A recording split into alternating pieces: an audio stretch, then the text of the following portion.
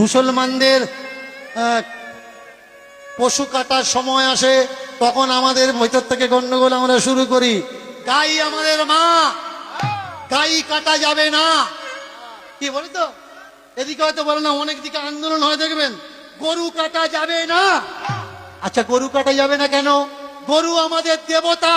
আচ্ছা, গরু যদি তোমাদের দেবতা হলো, ব্রহ্ম বৈবর্ত পুরাণ ভালো করে মন দিয়ে শুনবেন, এর জন্য স্টেজে দাঁড়িয়ে আমি বারবার বলি পড়াশুনো করুন।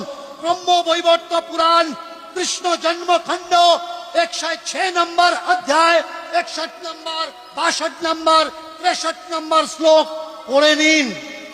রুক্মিণীর বিবাহের সময় 1 লক্ষ গরু বলি দেওয়া হচ্ছে ভোজন করানোর জন্য। 1 লক্ষ গরু। গরু যদি মা হলো, গাই যদি মা হলো, তাহলে রুক্মিণীর বিয়েতে 1 লক্ষ গরু কিভাবে কাটা হচ্ছে নিজেকে প্রশ্ন করেছেন?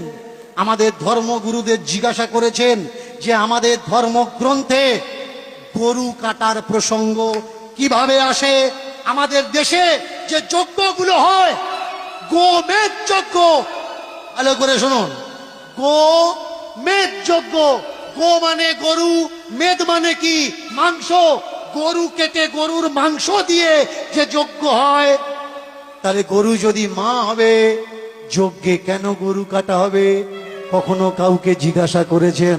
বলুন তো, সত্যি কি হৃদয় থেকে গরুকে মা ভাবেন? জোর করে বলবেন, গরুকে মা ভাবেন? গরুকে যদি মা ভাবেন, তাহলে গরু যদি আমাদের মা হয়, যে আমাদের জন্ম দিয়েছে, আমরা তাকে রেখেছি একটা ঘরে, একটা খাটে, একটা বিছানায়। আর গরু যদি আমাদের মা হয়, গরুকে গলায় দড়ি দিয়ে আমরা বেঁধে রেখেছি গোয়াল ঘরে। আপনি পারবেন আপনার মার গলায় দড়ি দিয়ে গোয়াল ঘরে বেঁধে রাখতে? পারবেন না। মাকে মা বলছেন, কিন্তু কর্তব্যের সময় গলায় দড়ি বেঁধে তাকে গোয়াল ঘরে রেখে দিচ্ছেন। বলুন, গরুকে কারা অপমান করছে? মুসলমানরা নাকি হিন্দুরা? গরু যদি মা হয়, বলুন তো, গরুর ছেলে মানে বাছুরটা কে হবে? ছোট ভাই হবে। মার পেটে যে হয় সে তো ভাই হয়।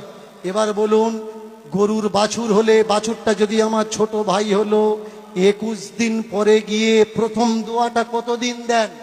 কতদিন পরে দেন? 21 দিন না?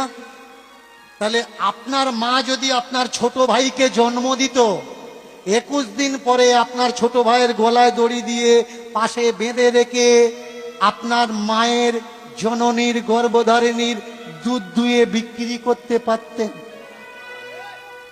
আমাকে বলবেন না যে আমি হিন্দু ধর্মের অপমান করছি। আমি প্রশ্ন করছি, আমি জানি না, আমি অবোধ শিশু। আপনাদের কাছে জানতে চাচ্ছি কোনটা করা উচিত আর কোনটা করা উচিত নয়। বলুন তো, গরু যদি আমাদের মা হবে, অনেকে বলে গরু দুধ দেয়, গরু দুধ দেয়। ভালো করে শুনুন, গরু কখনো দুধ দেয় না। বাছুরকে বেঁধে, গরুকে বেঁধে আমরা দুধ বের করে নিই।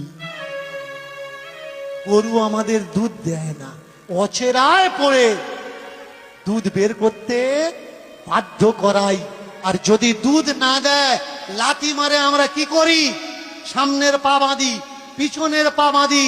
বলুন, যাকে মা বলে ডাকছেন, এই ব্যবহারটা যার সঙ্গে দিচ্ছেন, সত্যি কি ঠিক ব্যবহার দিচ্ছেন? এবার বলুন তো, যাকে মা বললেন, এটা আমার মা, চলে যাবেন ইউপির দিকে, বিহারের দিকে।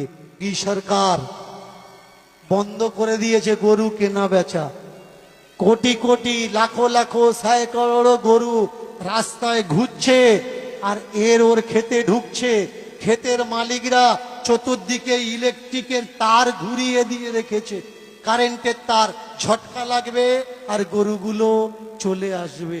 গরু যদি মা হবে, তাদের রাখার ব্যবস্থা না করে রাস্তায় যারা ছেড়ে দেয়, কেন? গরু দুধ দিচ্ছে না, বিক্রি করা যাবে না, রাস্তায় ছেড়ে দিতে হবে। বলুন তো, আপনার মা যেদিন সংসারে কোনো কাজে লাগবে না, আপনি পারবেন তাকে রাস্তায় ছেড়ে দিতে? এদিকে মা বলছেন, আর কর্তব্যে কি করছে আগে জানতে হবে ভাই, ঠিক কোনটা ভুল কোনটা। ছোট্ট ছেলেটা বসে বসে চিন্তা করছে, আমার কপালের দুঃখ আমি দূর করার জন্য এসেছিলাম, এ তো দেখছি আমার থেকে বেশি দুঃখ ভগবান।